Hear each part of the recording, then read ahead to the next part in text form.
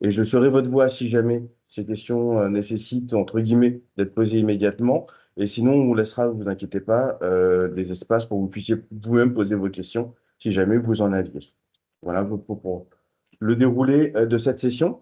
Donc, encore merci d'être présent ce matin, c'est très important pour nous. Le sujet, on parlait donc du potentiel cognitif de l'individu. Pourquoi? Pourquoi? Parce qu'aujourd'hui, dans un monde en constante évolution, effectivement, où les compétences ne se résument plus uniquement à des savoirs techniques ou académiques, on évalue autrement et ça devient une réelle nécessité. L'évaluation cognitive nous invite à aller au-delà des notes ou des QCM habituels. Elle nous permet de mieux comprendre comment un individu apprend, raisonne, mobilise ses ressources mentales, mémorise et résout des problèmes. Aujourd'hui, on vous propose de plonger dans cette vision plus fine, plus humaine, plus utile aussi de l'évaluation.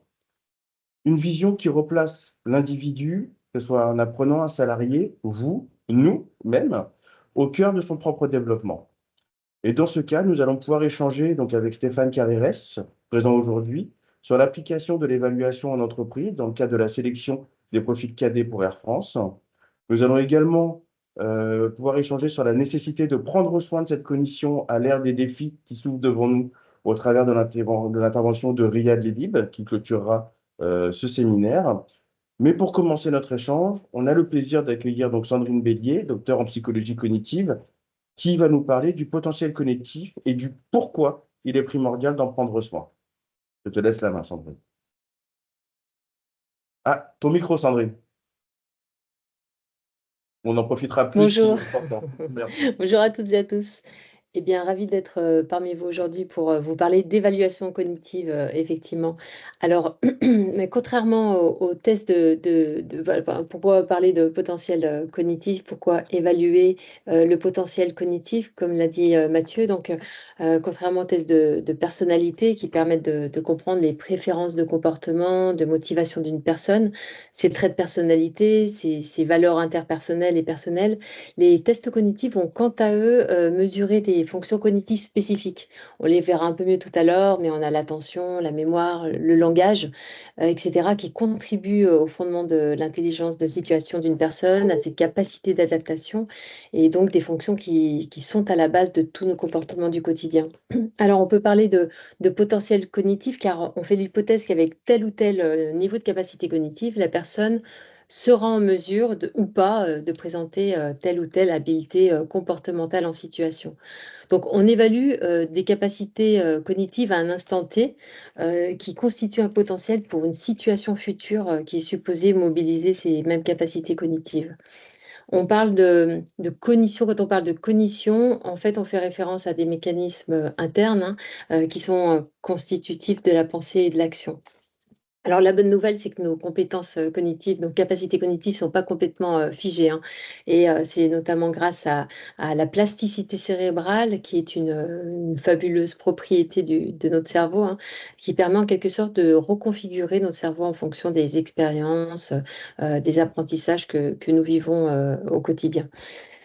Bien sûr, encore faut-il savoir d'où l'on part, ce qu'on souhaite améliorer, ce qu'on souhaite développer en fonction de ses objectifs professionnels, par exemple, ou du poste que l'on vise et des capacités qui sont requises pour le poste visé. Donc c'est là vraiment toute l'ambition et tout l'intérêt de l'évaluation du potentiel cognitif. Alors, bien sûr, on peut se poser la question, du déclaratif versus non déclaratif. On sait que les entreprises, aujourd'hui font face à la complexité humaine et aux décisions qui y sont liées, hein, pour, accompagner les collaborateurs. Donc plan de développement des collaborateurs, accompagnement, mobilité, recrutement, et cetera. Une grande majorité, d'entre elles, de ces organisations, de ces entreprises, elles s'appuient encore, et très largement aujourd'hui, sur ce qu'on appelle des mesures déclaratives, comme les questionnaires de personnalité que tout un chacun a pu déjà passer. Donc, elles s'appuient sur ces tests-là, ces mesures déclaratives pour éclairer leur choix et évaluer les talents. Donc, ces mesures déclaratives ne sont pas inintéressantes, hein, elles sont même plutôt utiles parfois, on le verra tout à l'heure, mais elles sont souvent, en tout cas, insuffisantes pour saisir les vrais marqueurs de la réussite professionnelle. Surtout que on observe souvent un décalage entre ce que les personnes déclarent, ce qu'elles pensent d'elles-mêmes, ce qu'elles pensent être et ce qu'elles montrent dans les situations concrètes. Et il y a vraiment un véritable contraste entre bah, du coup ce que procurent les tests déclaratifs et les tests non déclaratifs. On peut dire que les tests déclaratifs comme les tests d'évaluation cognitive ont l'avantage de proposer des mesures qui vont être indépendantes du discours de l'évalué et donc plus objectives, plus fiables, moins biaisées. Et en effet, nous sommes, toutes et tous sujets au biais cognitif. C'est un terme maintenant qui commence à circuler que vous devez, vous-même avoir déjà entendu. Mais les biais cognitifs sont des raccourcis de pensée qui peuvent nous faire commettre, des erreurs de jugement et d'appréciation. Ils sont utiles la plupart du temps pour, aller, répondre, agir vite et bien, mais ils nous font aussi commettre des erreurs de jugement et d'appréciation. Et comme le montre ce codex, des biais cognitifs, il existe de nombreux biais cognitifs dans lesquels on peut, tomber, hein. Ce codex des biais cognitifs qui est d'ailleurs, tout à fait, accessible sur internet, hein, là je vous ai mis le lien sur le slide, mais on voit qu'il y a, les chercheurs ont recensé plus de 200, biais, cognitifs. Donc là, sur ce codex, c'est intéressant parce qu'on peut cliquer sur chacun des biais cognitifs pour aller un peu plus loin sur chacun des biais cognitifs. Euh, et de nombreux biais cognitifs interviennent particulièrement dans ces situations d'évaluation des talents. Alors, que ce soit du côté du répondant, hein, avec par exemple le biais de désirabilité sociale, le biais d'étude, le biais d'optimisme, donc surtout des biais qui vont pousser l'individu à se montrer, à se présenter sous une image désirable, très favorable, ou au contraire, à se sous-estimer. Ces biais, cognitifs se retrouvent également du côté de l'entreprise ou de l'organisation, elle-même, hein, ou même du questionnaire, qui est proposé aux répondants. Et là, on constate aussi tout un tas de biais cognitifs comme l'effet de primauté, quand on a une première impression sur la personne que l'on rencontre ou le biais d'appartenance qui permet aussi de préférer les personnes, qui nous ressemblent, le biais de stéréotypes qui nous permettent de mettre dans des catégories, directement un individu, dans un groupe d'appartenance et l'effet de halo, par exemple aussi qui fait que la première impression, elle contamine, elle colore tout le reste, de la conversation ou de l'échange. Donc voilà, parmi les quelques-uns des biais qui peuvent, intervenir aussi du côté de l'organisation et de l'entreprise.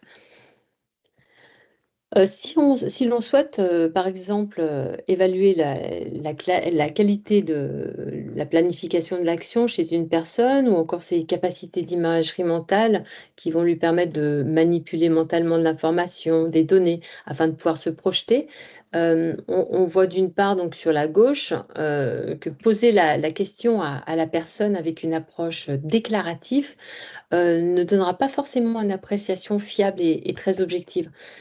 D'une part, tout simplement parce qu'il est difficile de savoir réellement ce qu'il en est, hein. C'est difficile de s'auto-apprécier, de s'auto-positionner, notamment au regard de la performance des autres. Est-ce que je suis meilleur ou moins bon, en imagerie mentale et en planification que d'autres?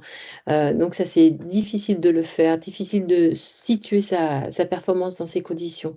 Et d'autre part, car comme nous l'avons, vu, à l'instant, hein, nos réponses peuvent être, manipulées, influencées par de nombreux biais cognitifs, qu'on a vus tout à l'heure. Donc, une possibilité de le faire avec, une approche, déclarative serait par exemple de demander, «L'imagerie mentale est-elle un enjeu de ma performance dans mon quotidien professionnel? Quelles sont les fonctions exécutives qui ont le plus d'impact sur ma performance dans mon quotidien professionnel? Mes performances en planification de l'action sont supérieures à la moyenne, dans la moyenne, inférieures à la moyenne. Lorsque l'objectif à atteindre est très ambitieux, procédez-vous à un découpage du but en sous-but ou est-ce que vous vous attaquez d'emblée à l'objectif final? Bon, c'est le type de questions qu'on pourrait poser. Et puis il y en a plein d'autres, hein, issus de tests assez connus que vous pouvez connaître par ailleurs. Mais donc voilà une façon de l'approche déclarative, hein, qui est illustrée euh, qui est illustré à gauche. L'approche non déclarative, illustrée à droite de l'écran, serait par exemple d'utiliser une variante d'un protocole scientifique issu de la psychologie expérimentale visant à appréhender précisément ces mécanismes de planification d'action et d'imagerie mentale de la personne. Donc, on ne lui demande pas son avis sur ces capacités-là, mais on la met en situation de réaliser une activité qui mobilise ses capacités cognitives afin d'observer directement sa performance. Donc là, on voit cet exercice de bille mentale où, par rapport à une situation originale, on doit compter le nombre de déplacements de billes qu'il faut pour arriver à une situation but. Donc, c'est ce type d'activité qui est proposé dans nos PEPCO, donc PEPCO pour programme d'évaluation du potentiel cognitif. Et ces batteries de tests sont constituées de plusieurs protocoles scientifiques expérimentaux, comme on l'a vu avec les billes, qui vont permettre d'évaluer différentes facettes de la cognition du répondant. Et concrètement, donc, nous avons commencé à accompagner des entreprises en avance de phase. Donc, ça fait plus de 25 ans maintenant qu'on accompagne les entreprises sur l'évaluation cognitive, avec notamment des métiers de pointe impliquant des compétences complexes à objectiver, l'intelligence situationnelle, les capacités de double tâche, de raisonnement, d'aisance verbale, d'adaptabilité, etc. Et pour cela, nous avons structuré notre travail autour des grandes fonctions de la cognition d'être humain, que sont l'attention, donc la capacité à se concentrer, à filtrer l'information non pertinente, la mémoire qui nous permet de mémoriser tout un tas d'informations pendant une durée plus ou moins longue, les fonctions langagières qui nous permettent de comprendre et c'est aussi également s'exprimer, donc à la fois à l'oral et à l'écrit. On a également les fonctions exécutives, qui sont un terme un peu fourre-tout, qui regroupe tout un tas d'autres fonctions de haut niveau, hein, comme le raisonnement, le calcul, l'inhibition, le contrôle cognitif, etc., etc. Également, cinquième grande fonction de la cognition, donc les fonctions visio-spatiales, qui vont nous permettre de percevoir le monde qui nous entoure et de lui donner du sens. On a également dans ces fonctions visio-spatiales la capacité d'imagerie mentale, donc qui nous permet d'imaginer mentalement des stimuli en leur absence, des stimuli qui sont donc non physiquement présents et de pouvoir les manipuler mentalement. Donc ces grandes fonctions cognitives, elles sous-tendent de nombreuses compétences transverses comportementales. Elles sont à la base de tous nos comportements du quotidien et qui vont nous permettre, cette cognition va nous permettre d'analyser, de s'exprimer, de décider, de structurer, d'apprendre, d'interagir, d'innover, de coopérer. Donc autant de capacités essentielles qui vont nous permettre de nous adapter aux environnements instables et de relever les défis contemporains. Alors, pour créer un programme d'évaluation du potentiel cognitif, un PEPCO, on sélectionne des activités cognitives dans notre bibliothèque d'exercices qu'on a constituée depuis de nombreuses années en fonction donc des capacités cognitives que l'on a à évaluer, des besoins pour un métier par exemple, des compétences essentielles pour un métier, un poste. Euh, donc, ce sont les experts en sciences cognitives de Humans Matter, dont je fais partie, qui ont conçu ces plus de 25 activités de base, sur la base, bien sûr, de protocoles scientifiques. Donc, comme je vous l'ai montré tout à l'heure, hein, donc c'est des protocoles issus de la littérature scientifique en psychologie cognitive, psychologie expérimentale. Et en fonction de ce qu'on veut évaluer, on va aller chercher à mesurer l'imagerie mentale, la planification, la mémoire à court terme, l'attention, etc.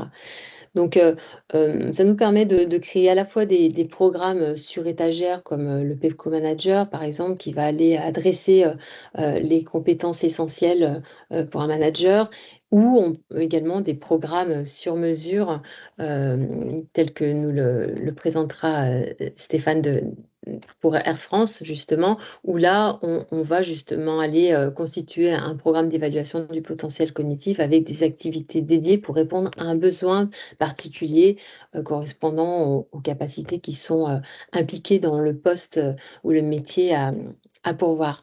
Et là, la performance, bien sûr, dans tous ces PEPCO, hein, que ce soit sur étagère ou sur mesure, on a la performance du répondant qui est toujours comparée à une population de référence. Donc, à la fois, on sait, on a un score sur chacun des critères, des critères cognitifs mesurés, et à la fois, cette performance, elle est comparée à une population d'étalonnage. Alors voici ensuite, donc immédiatement après la passation d'un parcours d'évaluation cognitive, on peut avoir un rapport de résultats. Donc là, c'est juste un extrait du rapport de résultats d'un PEPCO. On a un rapport global bien plus détaillé avec une partie de texte qui est proposée. Mais cette représentation graphique sous forme de radar est plus parlante. Donc, comme vous voyez, on va avoir un score global du participant, du répondant, qui s'inscrit donc par rapport à une population de référence. Ce score global permet d'évaluer déjà globalement la performance du participant par rapport aux attendus ou de la mission du poste.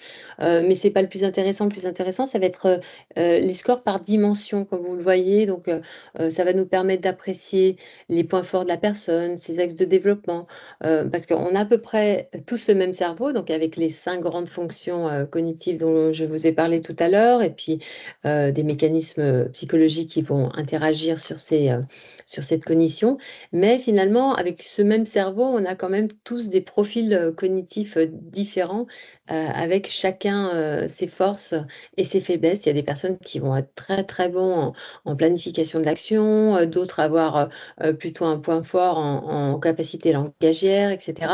Et puis on a des profils très homogènes où les personnes ont des capacités cognitives intéressant de partout, et d'autres personnes où ça va être un peu plus concentré, et ça peut être aussi d'autres facteurs qui peuvent influencer ce potentiel cognitif, notamment des facteurs environnementaux ou de stress. Donc ça nous donne vraiment des indices sur la façon de fonctionner d'une personne, et ce qui va être intéressant, c'est que ces programmes ainsi que les rapports de résultats peuvent être aussi personnalisés en fonction des besoins des organisations. Bon, là, c'est plutôt l'offre sur mesure euh, des programmes d'évaluation du potentiel cognitif, mais en fonction des besoins, comme dans des contextes de recrutement, par exemple, on peut instaurer un score minimum qui est à atteindre pour certaines aptitudes, et les items pour lesquels le score obtenu est en deçà de ce minimum peuvent être même éliminatoires. Donc, quand on a des grosses cohortes, ça nous permet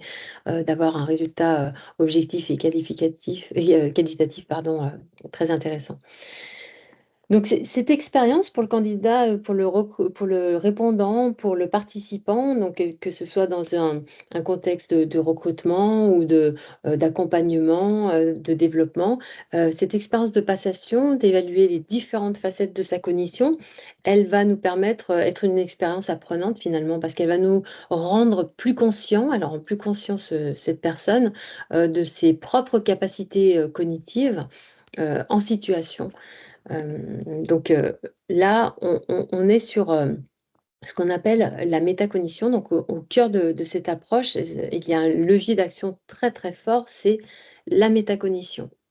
Donc on parle de cognition, ça paraît, ça peut des fois être un peu flou comme terme. On a vu derrière la cognition se cachent finalement les grandes fonctions cognitives de l'être humain, la mémoire, l'attention, etc.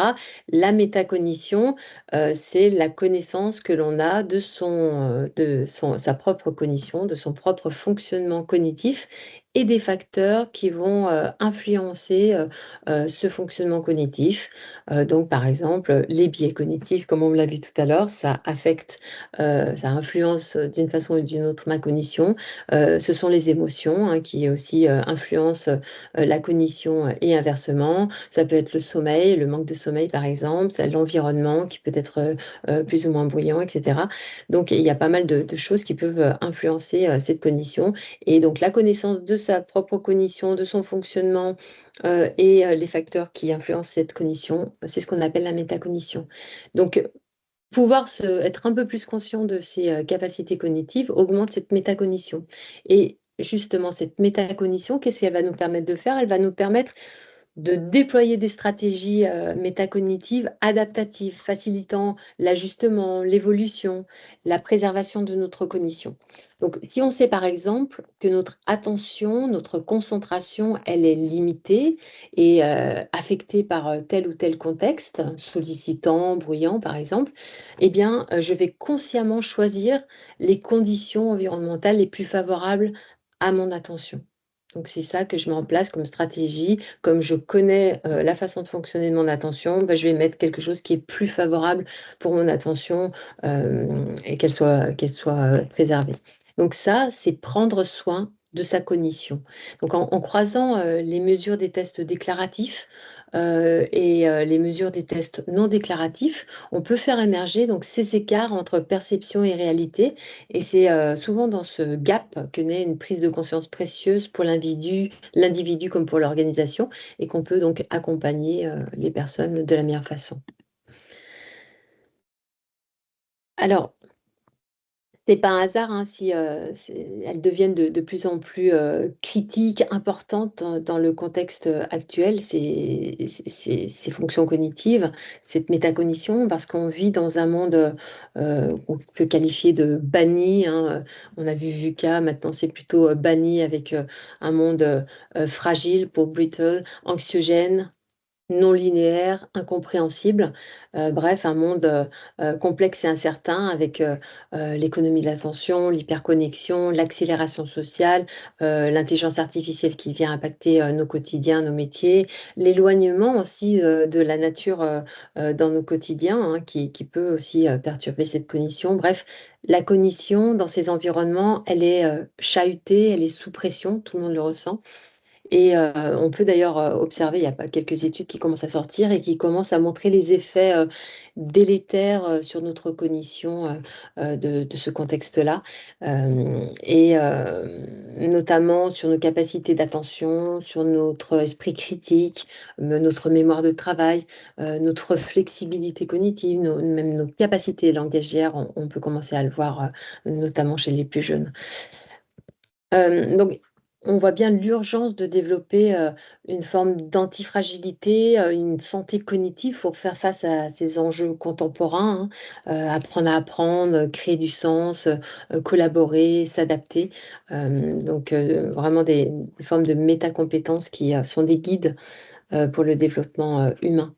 Et donc, dans ce contexte-là, l'évaluation cognitive, elle va devenir un outil d'alerte, de régulation, de développement, donc à la fois pour accompagner la transformation des organisations, mais aussi préserver la qualité d'agir des individus.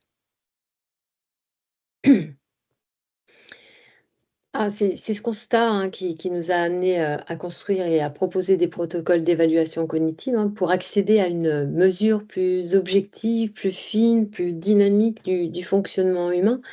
Les études scientifiques montrent d'ailleurs que les tests d'aptitude cognitive sont l'un des meilleurs prédicteurs de la performance, de la réussite professionnelle, pardon, avec les mises en situation également qui sont très intéressantes. Et que ce soit, quel que soit le secteur d'activité d'ailleurs. Donc ces tests-là sont plus à même de pronostiquer la réussite professionnelle. C'est intéressant, cette notion de réussite professionnelle, elle est très pertinente puisqu'elle est bénéfique aussi bien du point de vue de l'entreprise, hein, que de celui du collaborateur, avec cette notion de potentiel de réussite professionnelle, pardon, englobe des notions comme le maintien dans l'emploi, la rémunération, l'évolution hiérarchique, la qualité de carrière, la performance telle qu'elle est appréciée par l'entreprise employeuse, la satisfaction dans le poste. Donc, on voit bien que ça débouche à plus de motivation, d'adhésion de valeurs, une ambiance plus positive au travail, moins d'absentéisme, plus de créativité, d'entraide, productivité, donc qui sont intéressantes aussi pour la vitalité et la performance de l'entreprise. Des études montrent également que la prédictivité, elle est encore plus forte pour les emplois dits complexes, exigeant une vitesse et une pertinence décisionnelle forte.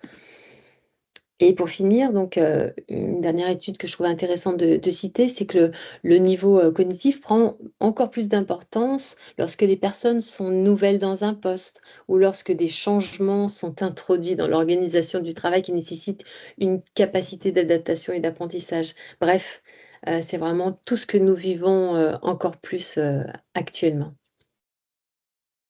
Merci beaucoup, Sandrine, pour cette intervention très inspirante et très complète. Avant de passer à la suite, si jamais vous avez quelques questions, on peut profiter de quelques minutes pour les poser maintenant. Si jamais ce n'est pas le cas, on pourra avancer et vous aurez du temps à la fin pour le faire. N'hésitez pas, si jamais il y a la moindre question. Ça n'a pas l'air d'être le cas. Parfait. Euh, On vous propose maintenant un retour d'expérience concret, parce que c'était très intéressant, mais rentrons dans le cœur du sujet avec donc Stéphane Carrérès d'Air France. Merci d'être parmi nous. Nous allons voir comment nos outils ont été adaptés aux besoins spécifiques de leurs équipes pour répondre à des enjeux très opérationnels. Ce témoignage illustre un peu, et beaucoup même, la dimension sur mesure de notre démarche et la manière dont l'évaluation cognitive peut s'ancrer dans des contextes métiers très exigeants, tout en restant, bien sûr, au service des personnes. Bienvenue Stéphane. Avant de rentrer dans le cœur du sujet, pouvez-vous nous parler un peu de vous? Donc, quel cadre vous intervenez chez Air France? Quels sont les grands enjeux autour de la sélection donc des pilotes d'aujourd'hui? Vous allez pouvoir un peu nous parler. Bonjour à toutes et à tous, je suis ravi d'être parmi vous. Excusez-moi pour ma voix un petit peu cassée, un week-end un petit peu compliqué. Euh, je suis Stéphane Carrérès, donc commandant de bord à Air France et chef pilote responsable de la sélection et du recrutement des pilotes d'Air France et de Transavia. À ce titre-là, donc responsable du processus de sélection à la fois des pilotes cadets, une filière ab initio de sélection, je reviendrai en détail, mais de sélection pour des gens qui n'ont aucune expérience aéronautique, et du processus également de sélection des pilotes professionnels, donc expérimentés avec des licences professionnelles, qui arrivent de d'autres compagnies low cost, de l'armée ou de l'aviation d'affaires, etc. Donc, merci Sandrine pour la présentation. Elle est très riche, intéressante et complètement emboîtée avec nos enjeux. Alors, pour répondre à votre question, euh, nos enjeux, nous, déjà dans un premier temps, sont de trois ordres. Le premier, évidemment, c'est de répondre à un enjeu qualitatif. Le deuxième, c'est quantitatif. Et troisième, une efficacité économique dans notre processus de sélection. C'est un fort engagement, une ressource allouée importante par la compagnie que de sélectionner. Ce n'est pas gratuit, donc ce troisième enjeu d'efficacité économique est essentiel. Les deux premiers enjeux, évidemment, ils le sont, puisqu'en fait, en particulier le premier, qualitatif, doit répondre à un enjeu de sécurité des vols. C'est l'enjeu primordial d'une compagnie aérienne, et en particulier d'Air France et de Transavia. Donc, quoi qu'il arrive, le niveau de sélection, le niveau de sélection d'un pilote, en fait, ou d'un futur pilote, doit toujours être le même, même si on doit répondre à de nombreux enjeux quantitatifs, comme ces 2 à 3 dernières années, où nous avons recruté plus de 1000 pilotes en 3 ans, en 2 ans et demi même. Donc, si je dois répondre, entrer un petit peu dans le détail, et si on doit revenir un petit peu sur l'histoire de la sélection très rapidement, en fait, l'aviation, elle a à peine plus de 100 ans, hein. Et alors, en fait, ça, c'est même pas une slide, Mathieu, mais juste pour vous dire au premier jour de l'aviation, dans la Première Guerre mondiale, en fin de compte, la première sélection, c'était la sélection naturelle. Il y avait à peu près la moitié de morts en vol, en entraînement par rapport au combat en Première Guerre mondiale. Et ce sont les Allemands qui ont identifié une première corrélation entre des aptitudes de matérialisation et de repérage dans l'espace et une réussite un peu meilleure en vol. Donc les décès, les morts, les accidents à l'entraînement ont commencé à diminuer. Puis ensuite, c'est dans les années 20, l'US Air Force qui a développé un petit peu des études et qui a identifié que non seulement le spatial était essentiel, mais la capacité d'adaptation, les capacités évidemment psychomotrices, donc le fait de manier une machine dans les 3 dimensions et la gestion de l'attention, la résistance au stress, pour enfin pouvoir ensuite développer des capacités de prise de décision. Donc, ce sont ces premiers éléments qui ont été identifiés par les Allemands et les Américains qui ont permis d'avancer sur la définition des aptitudes nécessaires au métier de pilote d'une façon générale, dans un premier temps pilote militaire, puis ensuite civil. Et puis, très rapidement, aux abords de la Deuxième Guerre mondiale, le Air Force a encore plus développé ces éléments-là pour ensuite développer la notion d'étalonnage pour comparer une population à une autre, etc. Donc là, c'est pas à vous que je vais faire décrire tous ces détails. C'est vous qui Franchement, en ça êtes colle bien les avec les experts. sujets qu'on connaît, effectivement.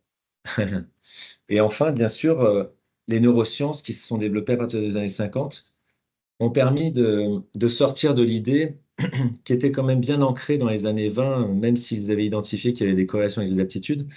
Mais jusqu'alors, en fait, on pensait qu'il y avait un pilote idéal, c'est-à-dire que globalement, l'instructeur choisissait la personne qui lui ressemblait en identifiant que ça allait être un bon jeune pilote, bon futur pilote, alors qu'en fait, pas du tout. Nous sommes capables de développer des aptitudes. Et c'est là que la plasticité cérébrale est vraiment une très bonne nouvelle, un espoir pour tous. Et c'est ce que je voulais développer un petit peu sur les slides de compétences et d'aptitudes, Mathieu, si vous arrivez à les retrouver, Tout de suite, euh, j'arrive. pour tout d'abord vous exposer les compétences professionnelles qui sont vraiment au cœur de l'évaluation des pilotes de ligne d'Air France. Nous avons 9 compétences. Alors, je vais laisser. Alors, Riyad, c'est Riyad qui partage Ah, l'écran. d'accord, ok. Nous avons 9 compétences et contrairement à ce qu'on pourrait imaginer, parmi ces 9 compétences, il n'y en a que 4 qui sont techniques et 5 qui sont non techniques. Intuitivement, on imagine bien qu'un pilote est un manœuvrier. Il évolue dans 3 dimensions, il pilote une machine, il gère une trajectoire. Donc, on pourrait imaginer que, évidemment, ces compétences techniques, avec la technologie d'un avion, etc., tout ce que ça suppose, la physique de la météorologie et autres, on pourrait imaginer que son métier est évalué sur un certain nombre de compétences essentiellement techniques. Or, il n'en est que 4.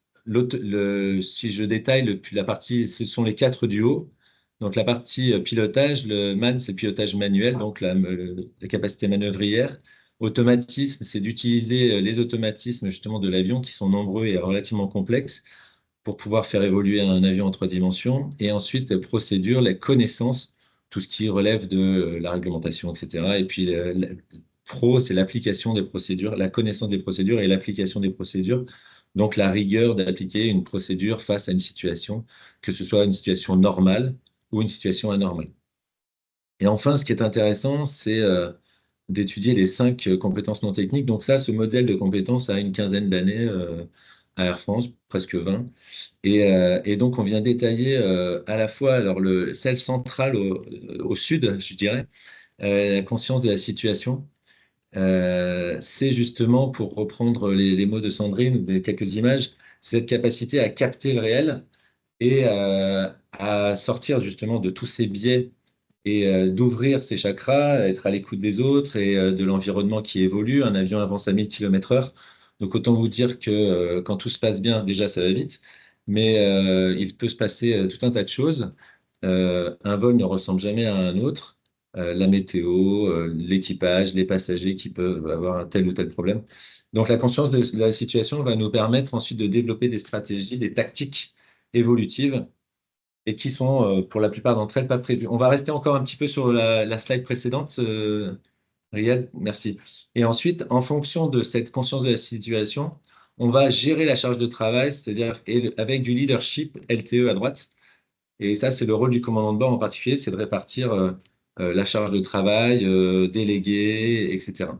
Et la gestion de la charge de travail, c'est tout simplement le cuisinier dans une grande cuisine au coup de feu à 12h30. Et il ne faut pas que ça brûle, que les casseroles brûlent. Donc, on s'occupe des entrées, des plats et des desserts en même temps. Et on délègue, on répartit les tâches. Et ensuite, la communication et la prise de décision. Eh bien, la communication essentielle c'est d'écouter, de transmettre, etc., d'échanger, de débattre, et pour aller ensuite prendre une décision. Voilà les 9 compétences. Lors de nos entretiens semestriels, nos maintiens de compétences, pardon, eh bien, on est évalué en simulateur, 2 séances de simulateur tous les 6 mois, par nos instructeurs, collègues, qui viennent là comme un rétroviseur nous montrer nos performances pour aller progresser, pour identifier des compétences qui sont solides chez chacun d'entre nous en travaillant en équipage, ou alors sur lesquelles on peut continuer à travailler. Au centre, la connaissance de soi est essentielle car justement, sans se connaître, sans s'estimer de façon, on va dire, normale et complète, on a du mal à progresser, à se remettre en question et autres, et à écouter les autres, donc, et à évacuer les biais. Donc, c'est essentiel de se connaître soi et de travailler sur soi pour pouvoir toujours progresser. Alors, si on parle d'aptitude, sur la slide d'après, Riyad, merci beaucoup. Ce pourquoi j'ai mis un chrono au centre de la slide, c'est qu'au-delà de toutes les aptitudes cognitives que vous avez décrites, Sandrine, nous avons un point particulier, c'est que nous évoluons dans un environnement dynamique avec un chrono qui tourne, comme je le disais, un avion qui avance à 1000 km/h à peu près. Et donc, toutes ces aptitudes cognitives mises en œuvre d'une façon ou d'une autre sont contraintes par le temps. Et ça, c'est vraiment un paramètre, un critère qui est très particulier au métier de pilote. Ce n'est pas le seul métier, évidemment, mais en tout cas, c'est différent, par exemple, de métier d'ingénieur où on peut concevoir, planifier un petit peu plus, etc. On doit toujours planifier, mais encore plus pour ensuite prendre une décision en une dizaine, une quinzaine de minutes maximum. Donc, tous les tests, toutes les aptitudes vont toujours être liés au paramètre temps. De la même façon, paradoxalement, on pourrait imaginer qu'un pilote doit être un matheux, scientifique et autres, mais la première des aptitudes, c'est pour ça qu'elle apparaît en premier, c'est vraiment la compréhension verbale, parce que c'est tout simplement l'aptitude essentielle pour tous les métiers, pour l'échange, la compréhension, l'analyse d'une situation, la lecture, et puis après, quand on passe à l'oral, c'est tout simplement capacité à débattre, exposer une idée, analyser pour ensuite décider. La deuxième, naturellement, elle est pour les pilotes essentielle, c'est l'aisance numérique, donc le calcul mental. Alors, il ne s'agit pas d'être un grand scientifique, hein, mais en tout cas de manier avec aisance la règle de 3, le pourcentage, les ordres de grandeur. Les ordres de grandeur, c'est essentiel car on avance vite. Et quand on fait de la trigonométrie sur un vent de travers, on fait du sinus pour ceux qui ont quelques souvenirs mathématiques. Mais le sinus, c'est pas le sinus avec la calculatrice. C'est un 60 degrés, c'est 9 dixièmes de la valeur, etc. On a des ordres de grandeur et ça nous permet d'identifier tout de suite le calcul du vent de travers. Donc ça, c'est évalué en sélection, évidemment, parce que c'est essentiel quand on fait un calcul rapide de quantité de carburant et autres, on a besoin de cette aptitude. Ensuite, la troisième aptitude essentielle également, c'est la matérialisation spatiale. Donc, c'est celle qui avait été identifiée dans les années 15, déjà 1915 par les Allemands, la première, puisqu'en fait, on évolue en 3 dimensions. On doit représenter notre trajectoire mentalement, la trajectoire de l'avion. On a des aides pour voler dans l'espace, dans les nuages, sans repère visuel. Mais donc, il faut matérialiser sa trajectoire. Et ce qu'on a identifié, et c'est pour ça qu'en fait, cette slide-là, elle a pour objectif de communiquer en externe auprès surtout des gens qui sont ab initio et pourquoi pas des collégiens et des lycéens qui, eux, vont pouvoir s'appuyer sur cette plasticité cérébrale et développer leurs aptitudes pour devenir pilote ensuite et ensuite développer des compétences professionnelles dans un temps donné. En formation, puis ensuite au cours de leur carrière. Donc, en fin de compte, on peut tout à fait développer des capacités de matérialisation spatiale, de gestion de trajectoire, en faisant du vélo, en faisant du VTT. C'est pourquoi j'ai mis cette image. Lorsque je mets Bill dans l'aisance numérique, tout simplement, faites vos calculs en allant au restaurant, l'addition, les ordres de grandeur, etc. Et enfin, pour continuer, sur l'attention, on y revient aussi, l'attention, la précision, la rigueur. Quand on appuie sur un bouton, on fait une checklist. Il faut faire attention à son doigt, en fait. Donc, et surtout, si on a une pression environnementales, enfin, des contextes particuliers, quelqu'un qui nous parle, qui nous interrompt, la radio, le contrôleur aérien qui nous appelle, la turbulence, etc. Donc, sur quel bouton je vais appuyer, pourquoi, comment, est-ce que j'appuie bien sur le bon bouton? Et ensuite, une fois que j'ai appuyé, est-ce que l'effet que j'attendais est bien là? Donc ça prend de la ressource. Et en fin de compte, cette ressource-là, on la teste, on l'évalue parce qu'elle doit être présente et la capacité du candidat qui deviendra pilote, elle doit être là à pouvoir allouer cette ressource dans ses capacités d'attention, de précision, de rigueur. Juste un petit détail, et c'est le cas de le dire, nous faisons très attention également à l'écueil qui consisterait à se perdre dans les détails et à sortir des ordres de grandeur, sortir du pragmatisme, etc. Pour nous, il faut allouer de l'attention, mais pas perdre de temps sur les détails. Et c'est important de garder du pragmatisme, par exemple, dans la résolution d'un problème, sans trop perdre, sans s'attacher trop aux détails. Alors, Enfin, le dernier élément, et là, en termes d'aptitude, il n'est pas négligeable, c'est évidemment toute l'intelligence émotionnelle. Donc, j'ai mis la roue classique de l'intelligence émotionnelle pour ne pas trop rentrer dans le détail justement, mais c'est le rapport à soi, le rapport aux autres, etc. De la même façon, je ne vais pas vous faire le dessin. Donc, toutes alors, ces aptitudes sont nécessaires pour le métier de pilote, et donc elles vont venir être évaluées dans un processus de sélection. Encore une fois, il y a deux filières, une filière cadet ab initio et une filière professionnelle. Et la particularité de la filière cadet, c'est justement de partir chaque année d'à peu près 2000, un peu plus de 2000 candidats, 2500 dans les grandes années qui ont l'année par exemple qui a réouvert en 2018, il y avait 4000 candidats. Et donc on va venir évaluer dans un premier temps sur un principe de sélection en entonnoir selon trois phases, ce qu'on appelle Psy 0, Psy 1 et Psy 2. Principe d'entonnoir, tout simplement de partir de un peu plus de 2000 candidats, euh, opérer une première présélection avec des tests Psy 0.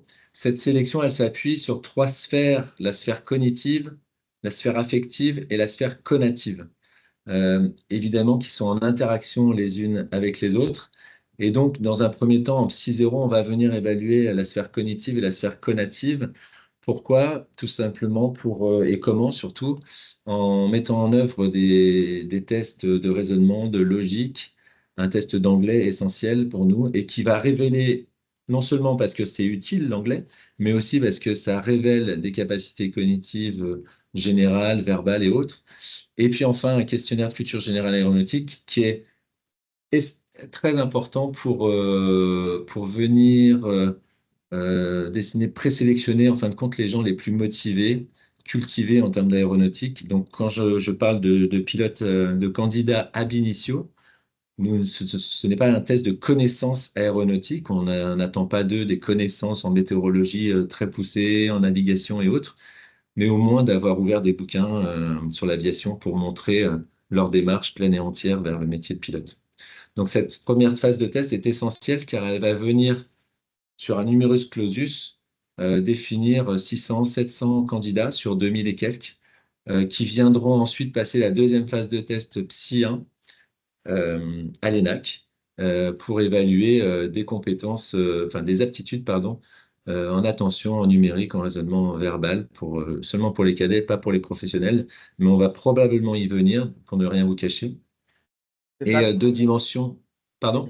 je me permets, parce qu'on a une question pertinente sur le moment, et ça serait dommage d'y répondre à la fin. On a une question sur qu'est-ce que la sphère conative dont vous venez de parler? Ah, alors je ne me permettais pas de la développer parce que je suis pas, enfin, peut-être que vous pourriez le faire un peu mieux que moi, mais globalement, pour nous, en tout cas, c'est tout ce qui relève de la motivation. Et quand on dit motivation, on pense aussi à moteur. Donc, c'est le moteur interne, en fait, cette capacité à avancer et à vouloir être pilote, mais ça prend beaucoup de choses aussi, c'est cette capacité à surmonter l'échec, à avancer, à se relancer face à une situation compliquée, etc. Donc la sphère conative, c'est vraiment le moteur interne qui permet d'avancer vers un métier, vers un projet, un objectif, etc. Merci beaucoup. Sandrine Rigat, si vous voulez développer, n'hésitez pas, en dehors d'Air France, si jamais. Bien sûr, bien sûr. Et enfin, donc les deux dimensions en Psy 1 qui sont essentielles, puisqu'elles avaient été démontrées, c'est toujours le cas.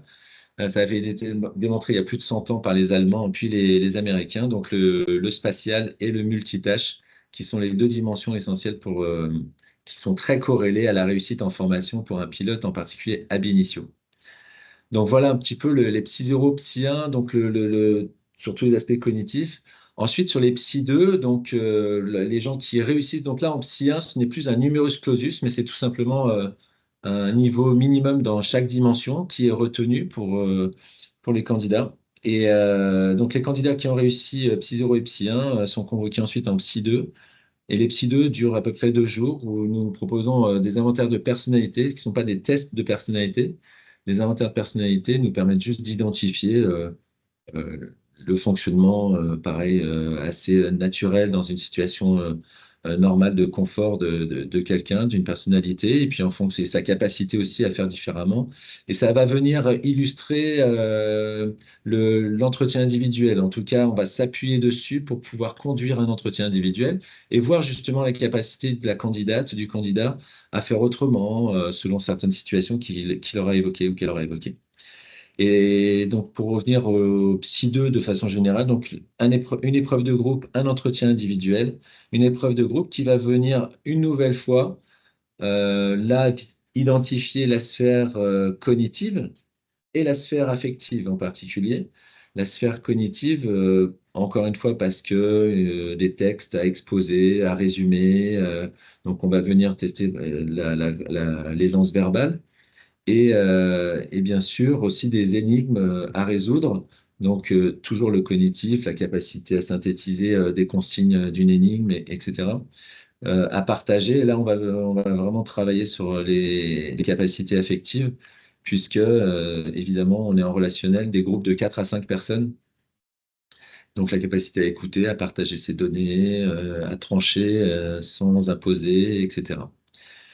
Voilà, l'entretien individuel, j'en ai parlé, ça va venir souligner d'une autre façon les capacités cognitives avec la capacité de synthèse d'un candidat, l'écoute du jury, la réponse à une question précise, et sans digresser, et évidemment exposer sa motivation, son parcours et autres. Donc là, les Psy 2 sont un résumé des trois sphères évaluées. La gestion du stress est essentielle puisque les conditions d'évaluation, la sélection est bienveillante. On essaye de mettre les gens le plus à l'aise possible, mais il va falloir, enfin, pour eux, gérer leur stress.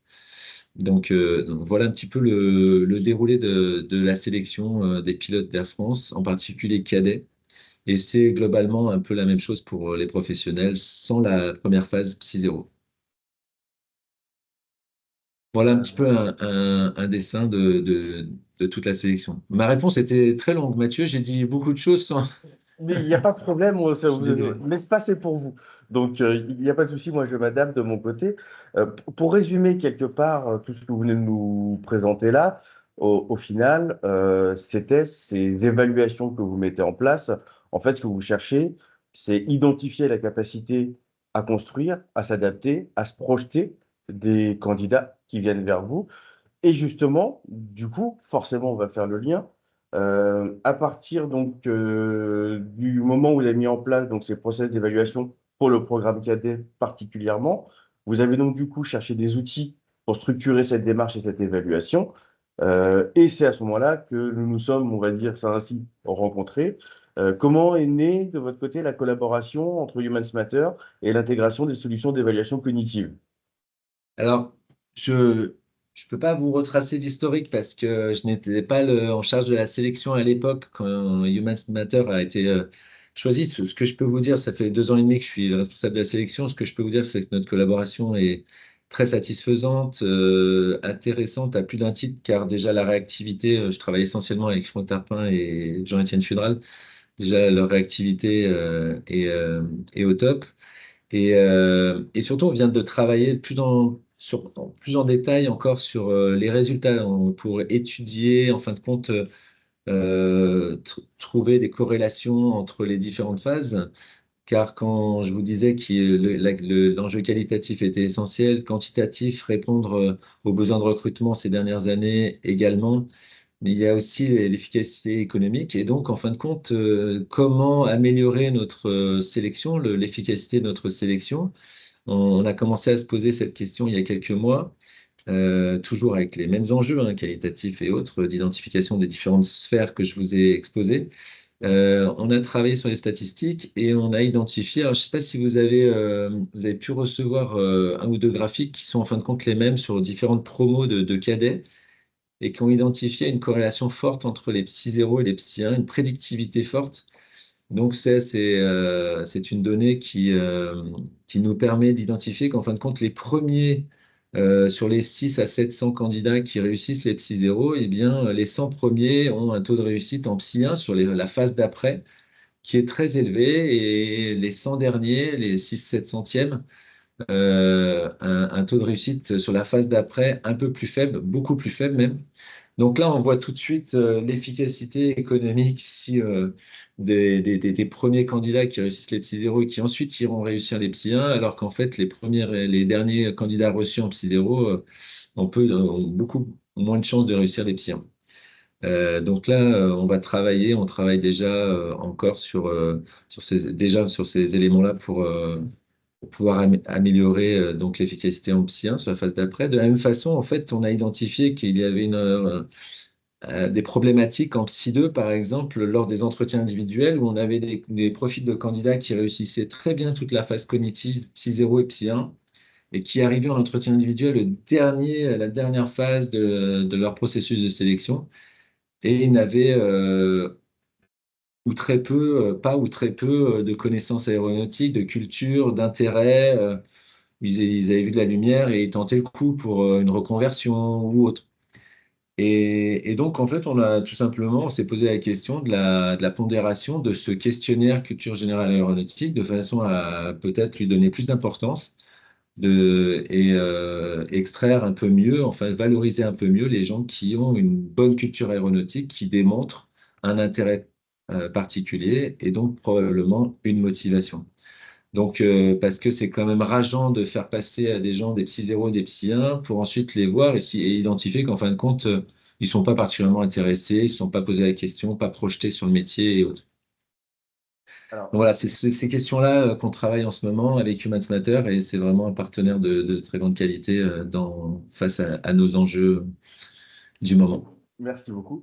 Justement, vous parlez beaucoup des candidats. Dans la préparation de cet événement d'aujourd'hui, on a eu l'occasion d'échanger et vous nous avez parlé des profils atypiques aujourd'hui qui pouvaient ressortir.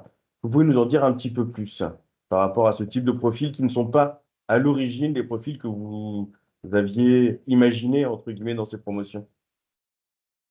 Alors, les profils atypiques, oui, il y a quelques tendances. Déjà, on identifie que il n'y a pas uniquement des profils scientifiques, des profils purement ingénieurs qui réussissent la sélection pilote. De plus en plus de profils école de management, par exemple, réussissent parce que probablement ils sont suffisamment à l'aise avec comme je vous le disais, avec le numérique, le calcul et autres, ou en tout cas ils l'ont bien travaillé.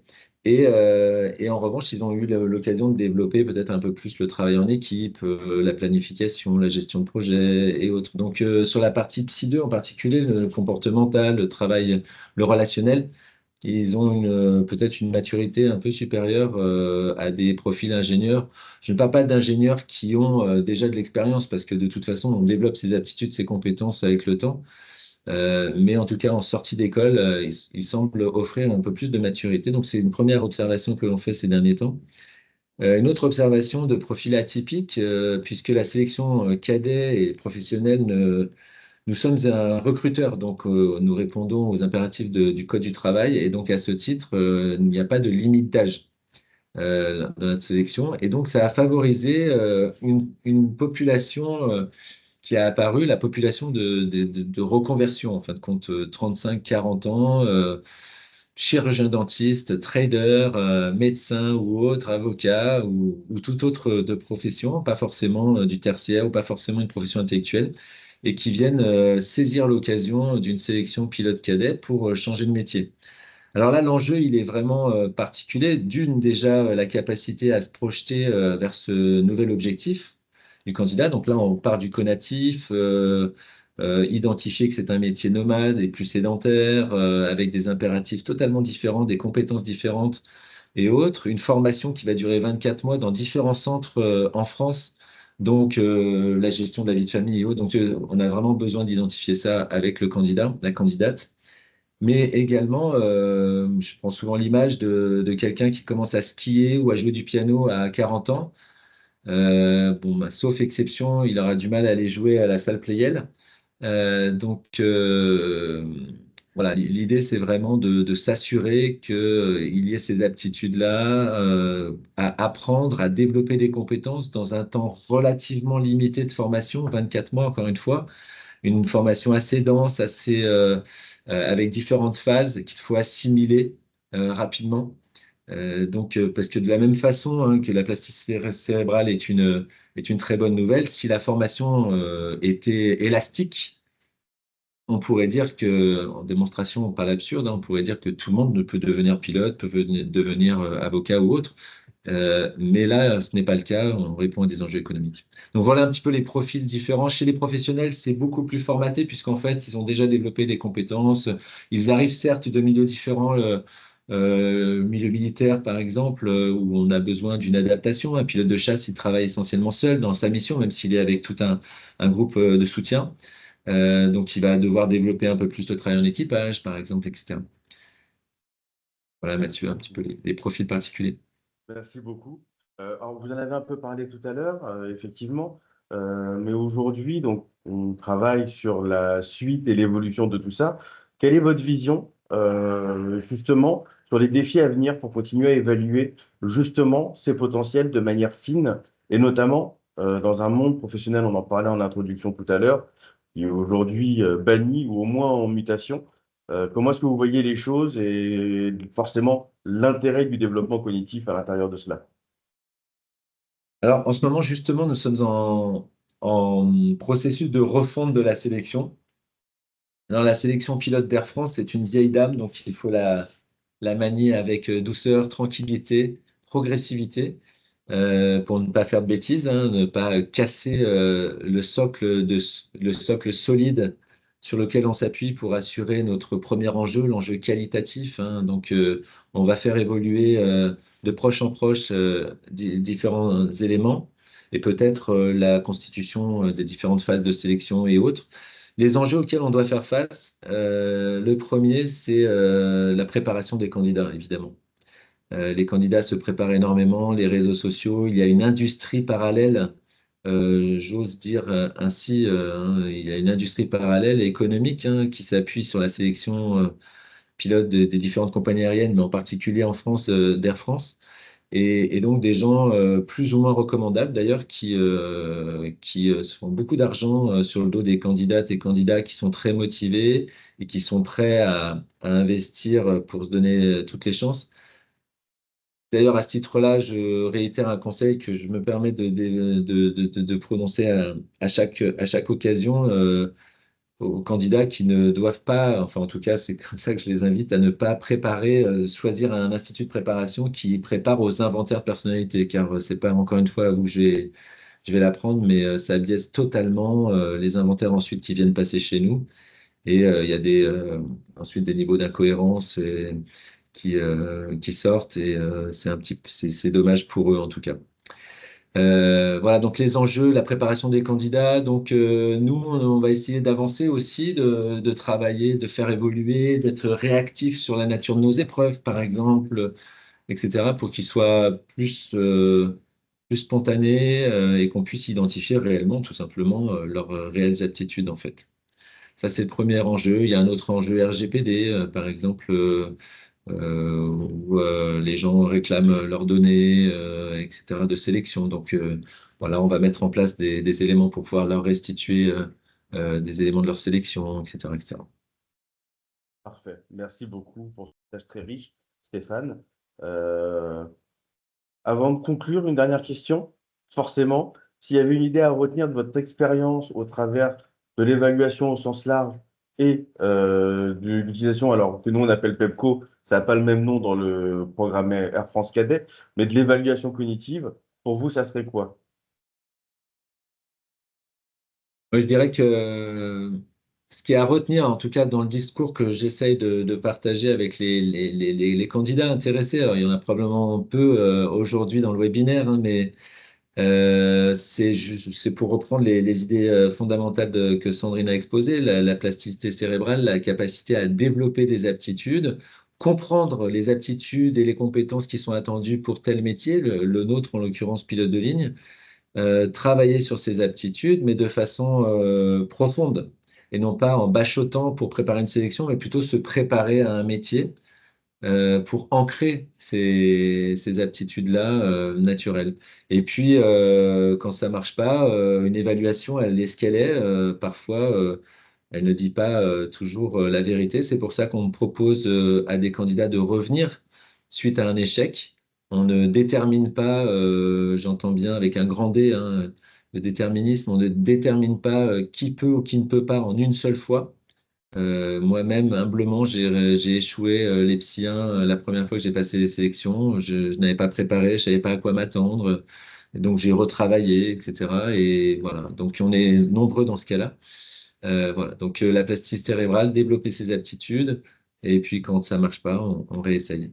Voilà, un petit peu. Parfait. Merci beaucoup. Avant de passer, alors du coup, à un teasing de Riyad sur la suite, parce qu'on a pris un peu de temps, mais c'est important de vous laisser la place. Est-ce que il y a des questions dans le chat ou à l'oral? N'hésitez pas, Stéphane est là, profitez-en.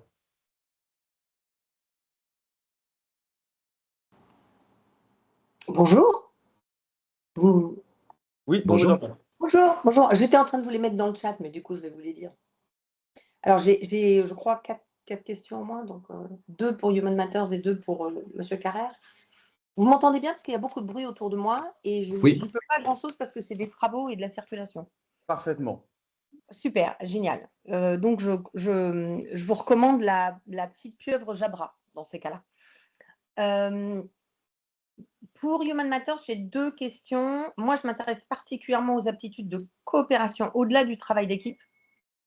Et je voudrais savoir si vous avez fait un focus sur ce point dans le PEPCO et quelles sont les composantes de la cognition qui composent cette aptitude. Donc, ça, c'est ma première question. La deuxième, elle est un peu provocatrice. C'est quoi la différence avec le bilan que ma mère a fait en gériatrie récemment? Donc, ça, c'est pour vous. Et pour Monsieur Carrère, et je dis à titre, enfin, comme vous nous le proposez, c'est-à-dire une étude de cas, on va dire, je me suis posé la question sur l'importance de la connaissance aéronautique. J'ai bien vu qu'il y a une croyance forte qui est que quand les gens ont une connaissance aéronautique, le monde de l'aéronautique comme un appel, une inspiration, etc., donc il y a une croyance forte que ça va mieux.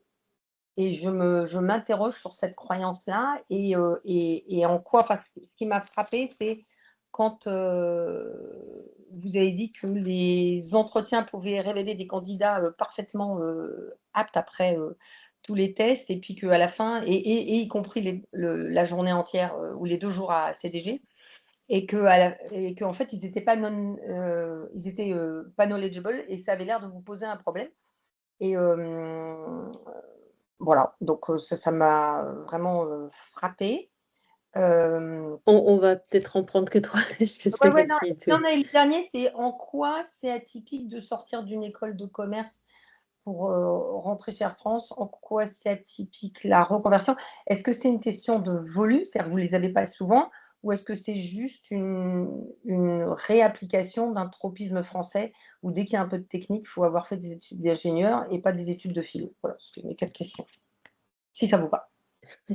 On va peut-être prendre rapidement la parole pour laisser la place aussi à d'autres questions. Donc, pour les attitudes de collaboration, tout ce qu'on entend par collaboration, il faut faudrait peut-être préciser un petit peu tout ça, mais on pourra échanger peut-être en one-to-one après. On a des choses qui sont liées au PEPCO, mais on a également beaucoup de mises en situation qui vont aussi permettre de pouvoir assister les personnes en situation d'interaction, d'interagir. Donc, les capacités cognitives sont certes intéressantes à regarder pour l'attitude de collaboration, mais on va également compléter avec l'observation en mise en situation et en interaction.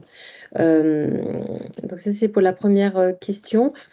Pour les tests, effectivement, en neuropsychologie, donc là, bien sûr, c'est aussi des protocoles expérimentaux, aussi de la littérature scientifique qui sont utilisés, de même ordre.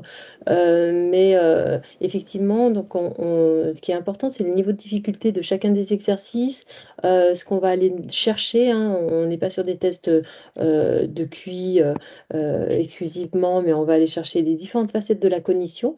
Et d'un autre côté, il y a également l'étalonnage qui compte aussi beaucoup, puisque chaque passation est finalement évaluée par rapport à une population de référence. Voilà pour mes 2 réponses côté Humans Matter, et je peux laisser Stéphane prendre le relais pour les questions. Martine, n'hésitez pas à Oui, couper votre micro parce qu'on entend là les travaux du coup. Ah, pardon, oui, là, vous entendez les travaux. Bah ouais, C'est donc ça. je vais fermer le micro. Ouais. Merci. donc très rapidement pour répondre à vos 2 questions qui m'étaient adressées. La première, en quoi le questionnaire de culture générale aéronautique vient éclairer la motivation et pourquoi est-elle importante? C'est comme ça que j'ai interprété la question.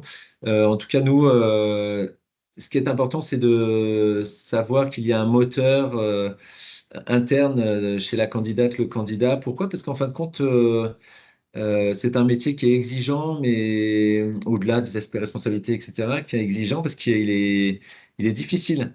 Il est difficile, on a des horaires décalés, on vole de nuit, il est physique, il faut être autonome dans sa formation, le maintien de ses compétences, etc. Donc, il faut être attaché et en tout cas être capable de résister déjà aux inconvénients du métier, voire être fait pour les inconvénients du métier pour pouvoir être heureux dans son métier. On est recruteur, pas uniquement formateur de pilotes.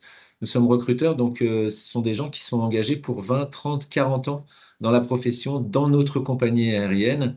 Et donc à ce titre-là, c'est très important qu'ils soient capables de se remettre en question, de remettre du charbon tous les 4-5 ans, changer d'avion, changer de fonction, changer de réseau, l'Europe, le monde, etc.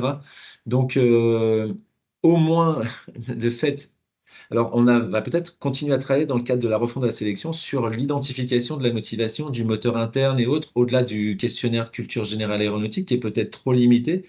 Mais en tout cas, ça vient peut-être identifier déjà un intérêt pour le milieu et donc une capacité à se projeter sur un métier. Bon, voilà, c'est comme ça qu'en tout cas, on aborde depuis très longtemps la motivation, mais ensuite, on vient la consolider en entretien et parfois, justement, on s'aperçoit qu'elle n'est pas là. Donc, on se pose la question de comment l'identifier un petit peu mieux. Et enfin, à propos de profils qui ne seraient pas scientifiques du tout, et d'ailleurs, les prérequis pour la sélection cadet l'attestent, à partir des Master 1 et Master 2, la sélection est ouverte à toute filière. C'est-à-dire que euh, en Bac+1, on n'autorise que des gens qui sont en classe prépa scientifique, validés pour la 2e année. Ensuite, sinon, Bac+2 scientifique, ça peut être un DUT, etc. Jusqu'à Bac+3, des bachelors à caractère un peu scientifique. Mais à partir du Master 1, quelqu'un qui a fait un Master 1 de philosophie, il a le prérequis pour passer la sélection. Et s'il répond à tous les tests de la sélection, les tests cognitifs qui viennent identifier nos aptitudes nécessaires au métier, Psy 0, Psy 1, Psy 2, c'est OK pour nous. Donc, on n'a pas de discrimination vis-à-vis de profil. En revanche, on sait très bien que globalement, un profil scientifique qui a des capacités verbales, relationnelles, comportementales, qui est complété à ses capacités scientifiques, réussira mieux en début de filière académique. Mais quelqu'un qui a développé tout ça aussi en passant par le littéraire les aura également. Donc, il n'y a pas de souci pour nous. Merci beaucoup Stéphane pour cette réponse très précise. Je vois l'heure, on arrive au bout. Je vais me permettre de clôturer si jamais il y a d'autres questions. Ben voilà, vous avez mon mail ici ou autre, n'hésitez pas. En tout cas, merci. Merci à tous nos intervenants, même Riyad qui n'a pas pu prendre la parole, mais n'est que partie remise. qui nous a permis Et d'ouvrir c'est une ensemble. gageure, hein, que Riyad ne prenne pas la parole comme bavard comme vous me connaissez. Voilà, mais on te garde pour plus tard. Qui nous a permis, donc je disais, d'ouvrir ensemble un peu une réflexion riche mais nécessaire sur les enjeux de ces évaluations, dont on parle tout à l'heure, et particulièrement de l'évaluation cognitive. Donc merci beaucoup, et particulièrement à vous, M. Carrérès, qui avez réussi à vous libérer ce matin. Merci beaucoup Merci à pour vous. partager votre Merci. expérience, votre vision sur le sujet. Avec plaisir. Et à vous tous qui êtes présents, pour ceux qui sont encore là, pour votre écoute. Cet échange n'est qu'un point de départ pour nous. On va mettre en place plusieurs événements de ce type-là. Le prochain va être le 30 septembre, où on va approcher. Alors, on va laisser la parole le 30 septembre à Riyad pour pouvoir, bien sûr, porter le message qu'il souhaitait porter aujourd'hui, mais également d'explorer de façon plus concrète les enjeux de formation pouvant être déployés autour du soin de la cognition, et pour illustrer comment cette approche peut s'ancrer dans des pratiques pédagogiques et professionnelles, mais totalement concrètes. Donc, on aura à ce moment-là, donc le 30 septembre, l'invitation est déjà lancée et vous recevrez, pour tous ceux qui étaient présents aujourd'hui, un mail dans les 48 heures pour vous donner du contenu, des éléments et vous parler potentiellement déjà de ce futur event. Et si jamais vous souhaitez aller plus loin dans l'échange, la discussion, le QR code que vous avez là, ce n'est pas que pour décorer. Vous le scannez, vous avez accès à mon agenda et je ferai, entre guillemets, le relais en interne avec les bonnes personnes, si jamais, pour en discuter ensemble. N'hésitez pas à bloquez-nous un créneau. On aime en parler, on sera là pour vous par rapport à cela. Et je prends juste des messages si jamais il y en a. Hop. Et tout à fait d'accord avec vous, Madame Thora. Voilà. Ben, un grand merci à tous, une bonne journée, et puis ben, rendez-vous le 30 septembre à ceux que ça intéresse. Merci, au revoir. Bonne journée. Merci beaucoup. Au revoir. Merci beaucoup. Merci à toutes et à tous. Merci. Merci, au revoir. Merci, au revoir et belle journée. Merci, au Au revoir. revoir également. Merci beaucoup. Je laisse couper l'enregistrement.